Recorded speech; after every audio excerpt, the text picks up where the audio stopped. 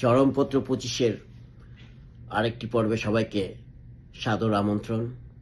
আশা করি সবাই ভালো আছেন। আমি জানি দেশ এখন ভালো নেই। প্রথমেই আমি শ্রদ্ধা ভরে স্মরণ করছি এতগুলো তাজা প্রাণ ঝরে গেল সেই পৈশাচিক বিমান দুর্ঘটনা বলবো না, একটি ষড়যন্ত্রে। তাদের আত্মার মাগফিরাত কামনা করছি এবং শোক সন্তপ্ত পরিবারের প্রতি গভীর সমবেদনা জানাচ্ছি এবং এই হত্যাকাণ্ডের জন্য যারা দায়ী তাদের বিচার ইনশাল্লাহ হবে এই বাংলার মাটিতে, একদিন সহসাই হবে। এটা কোনো দুর্ঘটনা ছিল না, এই জন্য রকেট সায়েন্স পর্যালোচনা করতে হবে না।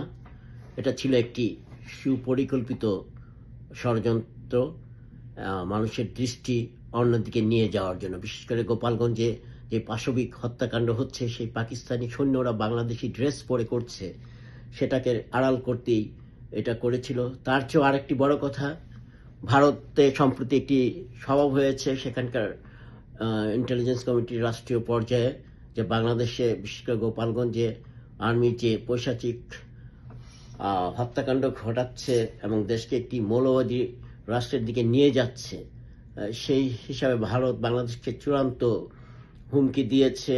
বাংলাদেশের সামরিক প্রধানের ফোন ভারতের সামরিক প্রধান গ্রহণ করেননি, উত্তর দেননি, এবং ভারতের নিরাপত্তা বিষয়ক প্রধানও কঠোর ভাষায় হুঁশিয়ার করে দিয়েছিলেন বাংলাদেশের নিরাপত্তা বিষয়ক যে উপদেষ্টা ডক্টর খলিলুর রহমানকে কিছুদিন আগে। তাই সে ভারত যেন কোনো কিছু না করে, সেই জন্যই দৃষ্টি অন্যদিকে সরাতে এবং সবাইকে ব্যস্ত রাখতে দেশবাসীকে এই মেটিকুলাসলি ডিজাইন এই বিমান দুর্ঘটনা ঘটানো হয়েছিল, যা এখন দিন দিন পরিষ্কার হচ্ছে। কিন্তু ইউনূস ভাবেননি যে এটা এরকম ছাত্রদের উপরে এসে পড়বে, মানে ছাত্রাবাসে এসে পড়বে। তাই এখন দেশে চলছে ছাত্রদের তীব্র প্রতিবাদ, এবং সেই ছাত্রদের, নিরীহ ছাত্রদেরকে যেভাবে অত্যাচার করছে সেনাবাহিনী এবং পুলিশ, যারা সেই সময় বড় গলায় বলেছিল শেখ হাসিনার শাসন আমলে তখনকার মানে নিরীহ ছাত্রদের তারা গুলি করবে না, অত্যাচার করবে না, আর এখন তারা করছে। তারা এটা ছিল, এই আর্মি ছিল মেইন এই সরকারকে, ইউনূসকে গদিতে বসানোর জন্য এই তথাকথিত বিপ্লব করে জঙ্গিদের সহায়তা করেছিল। আর্মিতে যারা এখন জঙ্গি আছে, আসলে বাংলাদেশ আর্মি আর আর্মি নেই, এটা জঙ্গি আর্মি হয়ে গেছে।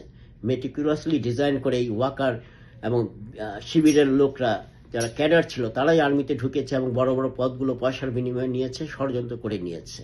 এ থেকেই বোঝা যাচ্ছে তারা শেখ পরিবারে আত্মীয়তা করেছে। আর্মির চিফের মেয়েকে বিয়ে করে সে দেখাতে ছিল যে সে মুক্তিযুদ্ধের পক্ষের বিরাট শক্তি, আওয়ামী লীগের সমর্থক। কিন্তু এখন পরিষ্কার হচ্ছে কি করছে সে, কিভাবে নিরীহ মানুষদের মারছে গোপালগঞ্জে, এবং ছাত্রদের যেভাবে হত্যা করা হলো, সে লাশগুলো গুম করে দিচ্ছে আর্মি। আর্মির কেন এত মাথা ব্যথা এখানে সাংবাদিকদের বাধা দেওয়ার? সাথে সাথে তারা এসেছে অ্যাম্বুলেন্সের আগেই এখানে উদ্ধার কাজে। তারা এত আগে থেকে কি করে জানলো? আমরা দেখেছি গত কয়েকদিন আগে একটি অ্যানোনিমাস সোশ্যাল মিডিয়ার একটি অ্যাকাউন্ট থেকে যে এরকম ধরনের কিছু ঘটনা ঘটবে, ছাত্রদের উপরে একটা দুর্ঘটনা ঘটবে, এবং তাই হলো।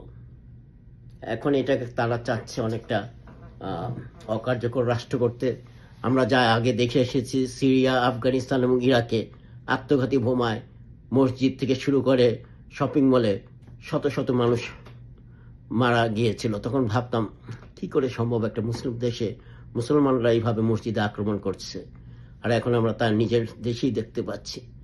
এটা দেখবো, এটা কোনোদিন আশাও করিনি। তাই ছাত্র জনতা সবাই এখন জেগে উঠেছে। এবার আর রুখবে কে?